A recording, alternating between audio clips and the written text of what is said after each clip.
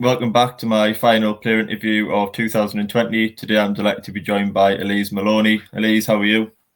I'm good, thank you. Thanks for having me. No problem. So going right back to the very start, how did you get into playing tennis, and did you have any early inspirations that sort of inspired you to take up the sport professionally? It was just a bit of a coincidence, actually. Opposite the play area that my parents used to take me to, there were some tennis courts, and I used to just watch the people playing and wanting to join in. So I asked my parents if they would take me, and they did. And then I just kept going back because I really enjoyed it. And I'd have to say, probably Azarenka. All I right. like that she has a bit about her and competes very hard.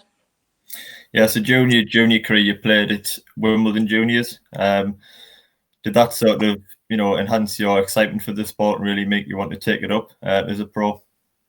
Yeah, definitely. It was a very nice taste of what the future could hold, and obviously being in I live in London, so close to home was a nice bonus as well. So you turned pro at 18 years old after your A levels. Just why did you opt to turn pro at that point and not go to university, for example? Just speaking to my coach, I sort of wanted to build on the momentum and just focus on tennis a bit because going to a normal school up to that point, I sort of had to split my time between tennis and education. And university, I thought, always sits there later down the line, should I want to pursue that. Yeah, I've spoken to players that have gone to US college tennis route and then turned pro at 23 or 24, and then players obviously like yourself and Danielle Daly who've opted to turn pro at an earlier age. Just for any juniors that are watching this that are contemplating turning pro, thinking about the different routes, what would your advice be to them people? I don't think there's one route is the right answer. I think it just depends, as every player's personality is different, uh, their circumstances are different. So I think just trust that you've made the right decision, weigh up obviously the pros and cons, and just know that nothing's unchangeable. So if you're not happy at uni, you can go pro, and if you're not happy going pro, you can go back and choose uni. Yeah, from the players I've spoken to, the US college tennis route sounds, very, very good. The top class facilities, the competition, the level of coaching. But one advantage I think of turning pro early, I don't know if you agree, is that you get the experience of traveling and competing at the pro level very early. So by the time you get to 22, 23, you've sort of already experienced that. And you're sort of, a step ahead. Do you think that is an advantage as well of turning pro early? Yeah, definitely. Gaining the experience and just being used to traveling and being away from home week after week. I don't think that can be replicated at university. So, yeah. So just talking about junior elite tennis in London, where you currently train, it's a fantastic academy and probably as good of coaching as you're going to get in England. There's Joe Jury there, who's obviously a former top 5 player. Alan Jones previously coached Laura Robson and Anne Kyothevong. Ryan Jones has coached, Borna Koric in the past. The list is sort of endless at the level of quality of coaching at junior elite tennis. How exciting is it to work with these coaches, and do you feel like your game is developing by working with these people? Yeah, it's amazing. Like you said, having Jo there's a real privilege, as she's someone who's been at the highest level of the game. So just hearing words of wisdom from her, she knows the challenges and the pressures of being at that level. And both Alan and Ryan have great experience working with a lot of players. So I'm very happy to be there. Are you working anything specifically on your game at the moment, or are you just looking to improve as an all-round player? I'm trying to be a bit more explosive with my movement and using it to be more proactive and offensive rather than just to defend at the moment. Yeah, so Danielle Daly's recently joined you at the Junior Elite Tennis Academy. It must be great to train alongside, another player at a similar age who's chasing similar goals and travel to events with those people as well. Yeah, we definitely push each other in training, but we're also very good friends. So I'm looking to travel a lot with her in the future, and because our schedules sync up quite well as well, it's nice to have her there. Yeah, so in October 2019, you won the British Tour title.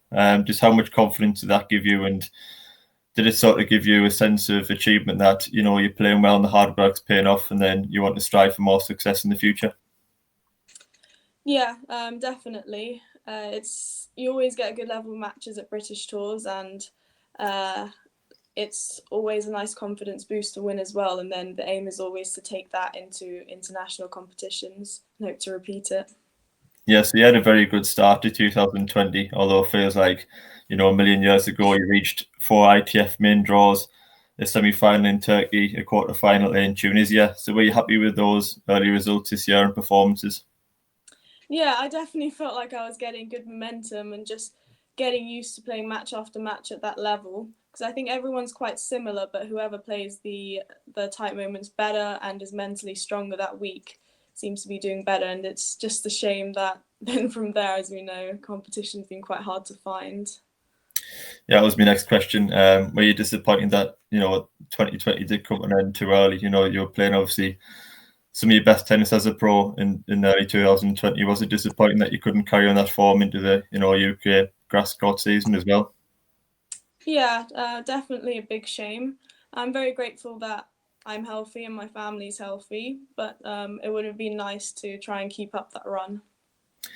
Yeah, how did you find lockdown? I know a few players sort of enjoyed having that time at home and just taking a step away from sport because it is quite relentless at times. Did you think you found different ways to keep improving your game to ensure that you're a better player next time you step back in court?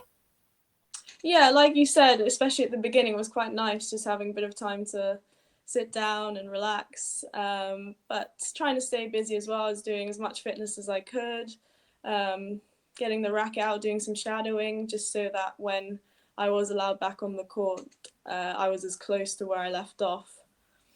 Yeah, recently you travelled to Greece with Anna Popescu and Danielle Daly again and a few other British players to compete. How nice was it to travel again and get back in court?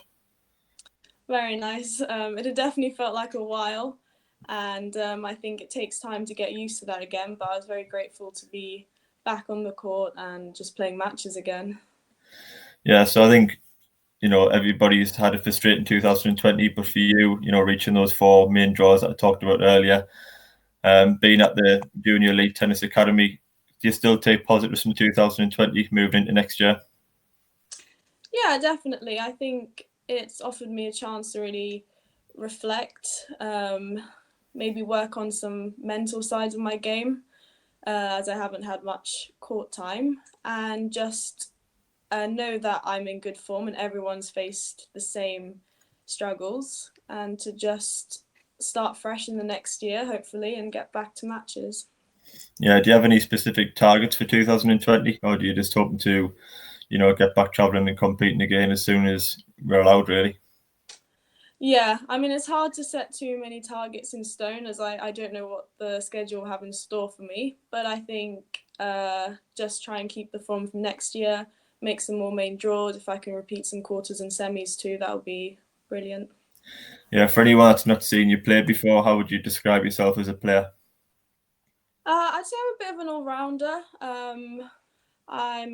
I like moving and also playing with the ball a bit, so mixing it up where I can, and yeah, trying to be a bit more in control these days too.